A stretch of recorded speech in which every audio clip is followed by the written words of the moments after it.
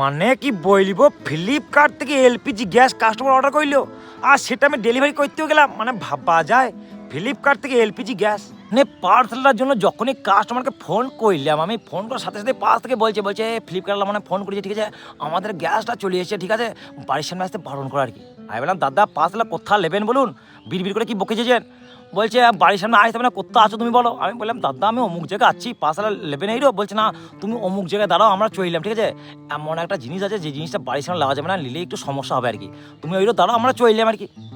কারণ আমি দাঁড়িয়ে আছি, এবার কি থাকে না থাকে ওইসব বিষয় আমরা তো জানি না আর জানার চেষ্টাও করি না। কিছুক্ষণ ওইরো দাঁড়ানোর পর বাপ্পারে মোটরসাইকেল করে দুই মহান ব্যক্তি আমার কাছে চলে এসেছে, এসে বলছে কই মালটা বার করো দেখি। আমি কি বলবো, মালটা একটু বড় ছিল, আমি মোটরসাইকেল পাশে বেঁধে নিয়েছি, ওইটা তোকে বেঁধে খুললাম, ঠিক আছে খুলে আমি যে দিচ্ছি তখনই বলছে এটা তো আমাদের মাল নয় আর কি। আমি বলে হয়তো আমার কথা ভুলে যায়, আমি নামটা দেখলাম স্ক্যান করলাম, না এটাই পার্সেল। আমি না দাদা এটাই পার্সেল। বলছে না আমরা তো এলপিজি গ্যাস বুক করেছি ফ্লিপকার্ট থেকে।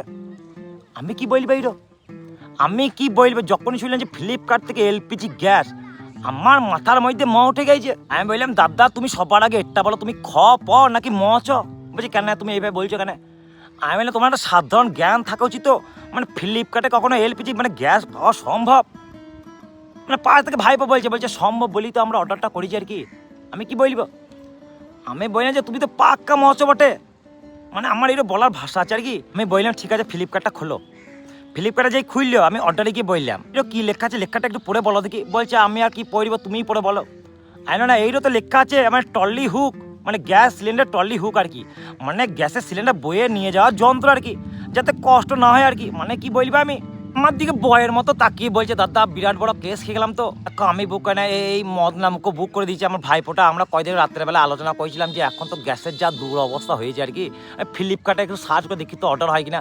ফ্লিপকার্টে যে গ্যাস লিখেছে আর কি, তখনই এটা চলে এসে আর পটাপট বুক করে দিয়েছে, আরও কটা বুক করে দিয়েছি। এবার তোমার আনতে কষ্ট হবে বলে আমি প্রথমে একটা অর্ডার দিলাম, প্রতিদিন একটা একটা করে অর্ডার দিচ্ছি। আমি কি বলবো এইরো, বলছে আমি তো বাড়ির আশেপাশে থেকে অনেকের থেকে টাকা পয়সা নিয়ে নিয়েছি গো, হ্যাঁ বেশি করে এখন উপায় থেকে আমি তো পার্সেল বুকও করে দিয়েছি। ফ্লিপকার্টটা খুলে সবার আগে পার্সেলগুলো আমি ক্যান্সেল করলাম, নাহলে তো আমার পেছনে মানে বাঁশ হয়ে যেত আর কি। বলছে আমি যে সবার থেকে 200 টাকা 100 টাকা 300 টাকা করে বেশি নিয়ে নিয়েছি বুক করে দেবো বলে। এখন আমি কি করিব শুধু বলো, আমি কি করিব, টাকাটা কি ফেরত দিয়ে দাও। ওই টাকাটা কি আর ফেরত দেবো কী করে বলো, আমি তো টাকা তো 200-300 টাকা যে বেশি টাকাটা লিখছি ওটা তো কিছু টাকা খেয়ে ফেলেছি। আবার যে পার্সেল এখন আমি লিখছি সেটার মধ্যে ভর্তুকিটা দেবো ভেবেছি আমি। আমি বললাম মানিক চা তুমি হিটলারগিরি করতে গিয়ে তুমি পুরো পাক্কা মানে বঞ্চিত হয়ে গেছো। মানে আমি কি বলবো এইটা, আমার বলার ভাষা আছে। মানে সাহস কতটা দেখিছো, মানে ফ্লিপকার্ট থেকে এলপিজি গ্যাস নেবে।